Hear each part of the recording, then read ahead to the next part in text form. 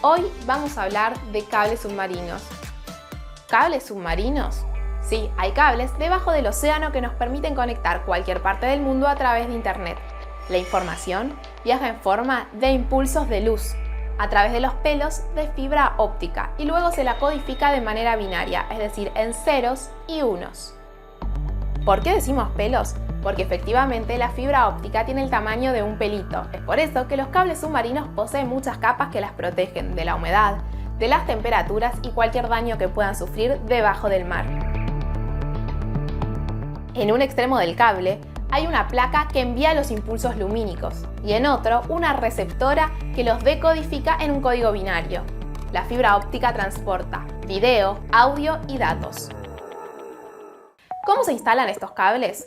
Primero, se diseña la ruta, luego se acondiciona el suelo y por último, barcos especializados que también se encargan del mantenimiento los colocan. De los barcos cuelgan ROVs, robots submarinos que se operan a distancia. Estos descienden y colocan los cables sobre el lecho marino. En la colocación de los cables trabajan de manera colaborativa biólogos, geólogos, ingenieros y un montón de especialistas que buscan reducir el impacto ambiental.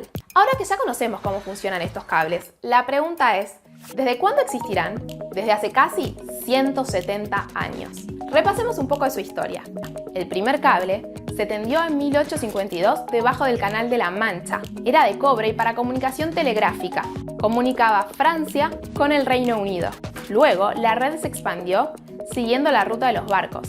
En 1858 ya existía el primer cable que conectaba a Estados Unidos con Europa y en 1910 uno que salía de Buenos Aires hacia Europa. Telefónica Movistar utiliza 3 de los 5 cables que se encuentran en el enlace submarino Las Toninas, provincia de Buenos Aires, y comunican Buenos Aires con el mundo. ¿Por qué Las Toninas?, se preguntarán.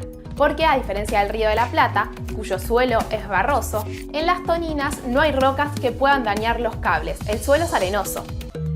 Hoy vamos a ver cuáles son las características de estos cables que le permiten a la Argentina estar conectada a través de la transmisión de voz, datos y video. Para hacerlo necesitamos algunos conceptos claves.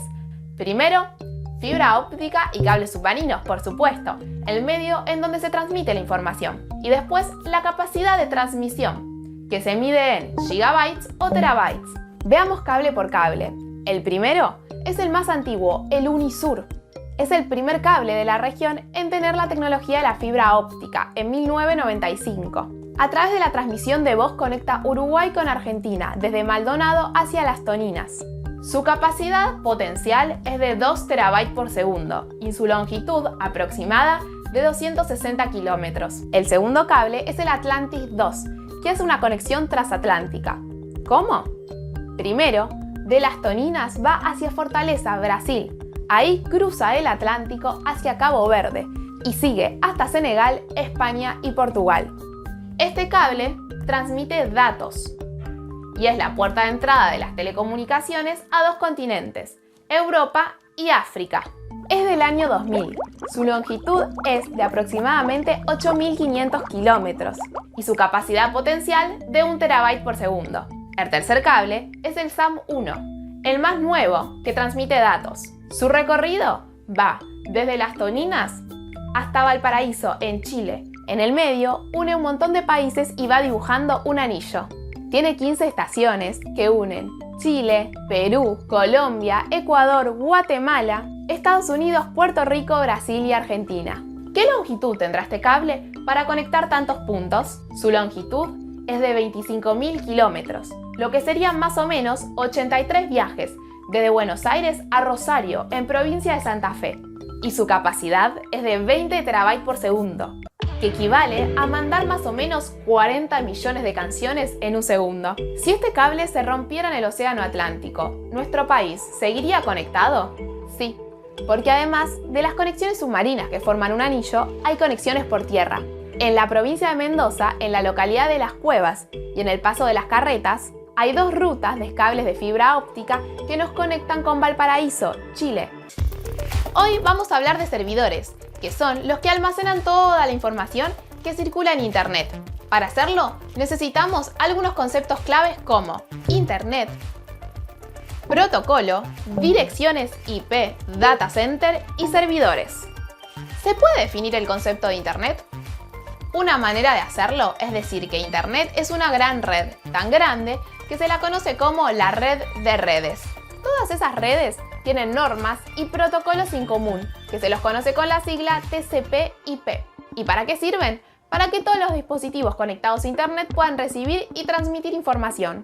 TCP es protocolo de control de transmisión y puede imaginárselo como grandes puentes que unen los distintos puntos de la red.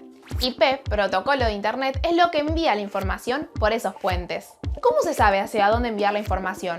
Para eso existen las direcciones IP, que son números identificatorios, como nuestros DNI. Se le asignan a sitios web, servidores, dispositivos, entre otras cosas. Las hay públicas, la de los sitios web, o privadas, las de los dispositivos que tenemos en nuestras casas. ¿Y quiénes asignan los números de IP? Los ISP, proveedores de servicios de Internet, que de esta manera permiten que las redes puedan interconectarse. Entonces, cuando ingresamos a un sitio web, estamos generando una consulta que tiene como origen nuestra dirección IP y como destino otra dirección IP, la del sitio web que queremos ingresar. Los datos que generan todos los usuarios de Internet del mundo se almacenan en data centers, edificios llenos de servidores y de sistemas de comunicación que nos permiten el acceso instantáneo a los contenidos que se generan por y para los usuarios. Eso que llamamos nube, ¿dónde creen que está? La metáfora es engañosa. Internet no es una nube, son un montón de servidores que almacenan y ordenan la información que se genera en Internet constantemente y necesita de un espacio físico. Hay data centers que llegan a ocupar el espacio de 8 estadios de fútbol juntos. Hoy, el 59% de la población está conectada a Internet. El desafío actual y futuro de la sociedad es lograr que todos estemos conectados.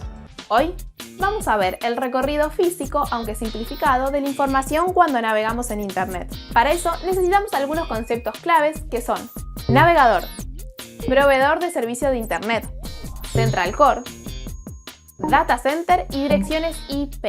Veamos el recorrido con un ejemplo.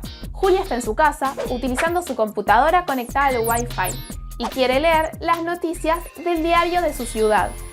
Buen día, por eso escribe www.buendia.com y ahí comienza nuestro recorrido.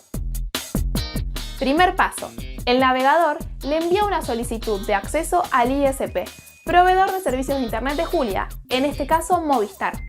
El pedido viaja por cables de fibra óptica hasta un edificio especializado llamado Central Core. Ahí se encuentran todos los servidores y sistemas de comunicación de la empresa. Paso 2. Una vez en el Central Core, un servidor llamado DNS traduce el sitio web www.buendia.com en su dirección IP, un número que lo identifica. Paso 3. Obtenida la dirección de IP, se envía un pedido de acceso a los data centers que almacenan la información del diario Buen Día. Paso 4. Se accede a los data centers y se realiza exitosamente la conexión. Listo, ya está. Julia ya puede leer las noticias. El recorrido es largo, pero ocurre en muy poco tiempo. ¿En cuánto? En milésimas de segundo. ¿Te imaginabas que todo esto era necesario para navegar por Internet? Muchas cosas que parecen mágicas, en realidad, dependen del trabajo de muchísimas personas a lo largo del tiempo, de cables, de instrumentos, de avances físicos y tecnológicos.